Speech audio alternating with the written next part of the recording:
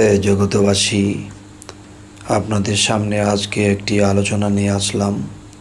সেই আলোচনাটি হলো যে এই পৃথিবীতে বেঁচে থাকতে গেলে আমাদের অনেক কিছুই জানা থাকতে হয়, অনেক কিছু শেখা থাকতে হয়। এর মধ্যে একটা বিষয় হলো যে কিছু কিছু লোকজনে যে তরিকতে আছে, যারা তরিকতের বাহিরে যারা, যে আল্লাহ নিরাকার, আল্লাহ নিরাকার যে বিষয়টা বলা হয় যে নীরেরও আকার আছে। যাই হোক, এখন যে নিরাকারের মধ্যে আকার আছে এই জিনিসটি তো অবশ্যই আছে, যে একজন মানুষকে এই জিনিসগুলো প্র্যাকটিক্যালি বোঝানো সম্ভব এবং থিওরিক্যালিও বোঝানো সম্ভব।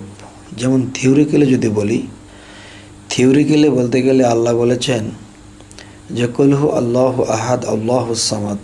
আল্লাহ সামাদ শব্দের অর্থ বলেছে আমি স্বয়ংসম্পূর্ণ, আমার কোনো কিছুর অভাব নেই। তাহলে কোনো কিছুর যদি অভাব না থাকে তাহলে বুঝে গেল আল্লাহর আকারেরও অভাব নেই। স্বয়ং সম্পূর্ণের মধ্যে আকারও পড়ে, তাহলে আকার আছে। আচ্ছা, যদি আকার থাকে তা প্র্যাকটিক্যালি কীভাবে, কেমনে কি?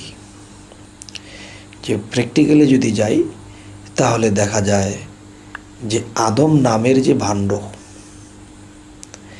আদম নামের যে ভাণ্ড যদি একটা ভাণ্ডের মধ্যে রাখা হয় পানি, বা একটা বোতলে বা কিছুতে যদি পানি রাখা হয় এবং সেটাকে যখন ফ্রিজে রাখা হয়, তখন দেখা যায় ফ্রিজে রাখলে তখন সেই প্লাস্টিকের ভাণ্ডটা যখন ছিঁড়ে ফেলা হয় তখন দেখা যায় যে ওই প্লাস্টিকের বোতলের বা গ্ল্যানের মতো হুবহুব হুবহুব ওরকম একটা বোতলের মতো হয়ে গেছে।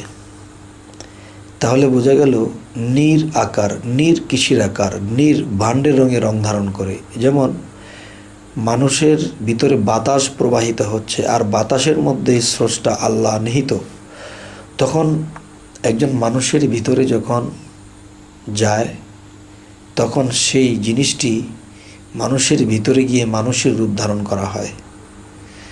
যেমন নীর আকার, নীর শব্দের অর্থ পানি, পানির কি আকার, কি রং? পানির নিজস্ব কোনো রং নেই, তিনি ভাণ্ডের রঙে রং ধারণ করে।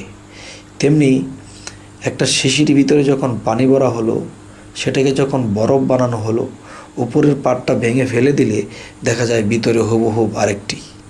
ঠিক মানুষের ভিতরে মানুষ, তার ভিতরে সাই। এই জিনিসগুলা আমরা যদি জ্ঞানের দেশে যাই তাহলে এরকমই দেখতে পাই। তো যাই হোক, জ্ঞানীগুণীরা আমার ইঙ্গিতে বুঝে নেবে ইনশাল্লাহ। আমার চাচাকুরু জালালউদ্দিন খাঁ তিনি একটা কবিতাতে বলে গেছেন, কি স্রোত বানাইলে খোদা রূপ মিশায় আপনার, এই স্রোত দোজকে যাবে যে বলে সে গুনাগার। আদম দেহেতে খোদা দাম থাকিতে নাহি জুদা, কেবা আদম কেবা খোদা কে করিবে কার বিচার। এবার লক্ষ কোটি আকার ধরে সাজিলে তুই নিরাকার, এত রূপ যে ধরতে পারে তোমরা কি বলো গো তারে, হয় কি না হয় বেহুত রূপে এই আকারই আপনার। সুবহানাল্লাহ। হে জগতবাসী, আপনাদের সামনে আমি যে আলোচনাটি করলাম, তবে এই জগতে কেউ যদি বলে ওঠে যে আল্লাহর কোনো আকার নেই, তাহলে আল্লাহকে অভাবগ্রস্ত বানানো হইল। আর যে আল্লাহকে অভাবগ্রস্ত বানাবে তিনি অবশ্যই দোজখবাসী। আচ্ছা, যদি বলা হয় না আল্লাহর কোনো কিছুর অভাব নেই, তাহলে আল্লাহর অবশ্যই সে আকার আছে, সেই আকারটা কীরকম, এই হলো একটা বিষয়। তবে ইঙ্গিত করে গেলাম যে ইঙ্গিতটি হলো যে নীর আকার, নীর অর্থ আরেকটা ভাষায় পানি। পানি যখন বোতলে দেওয়া হয়েছে, ফ্রিজে বরফ করা হয়েছে, তো ভিতরে আরেকটা বোতলের সৃষ্টি হয়েছে। ঠিক আল্লাহ মানুষের মধ্যে গিয়ে সে আদম ভাণ্ডে গিয়ে আদমের রূপ ধারণ করেন। তো এই বিষয়গুলো অনেক জায়গাতে দেখা যায় মানুষের দ্বিধা দ্বন্দ্ব, কেউ বলে এভাবে, কেউ বলে সেভাবে, মানে যে কোনো একটা দ্বন্দ্ব ফ্যাসাদ লেগেই থাকে। তো আজ আমি যে কথাটি বলার চেষ্টা করলাম যে আল্লাহ অবশ্যই নিরাকার, আল্লাহকে কেউ ধরতে ছুঁতে পারে না, আবার এমন কেউ আছে সে পারে। তবে স্তর বাই স্তর মানুষ যখন সেই গন্তব্যে পৌঁছায় তখন সেও পারে।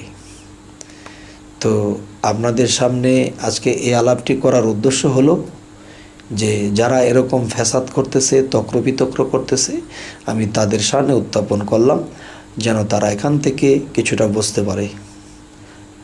তো সকলেই ভালো থাকবেন। আল্লাহ হাফিজ।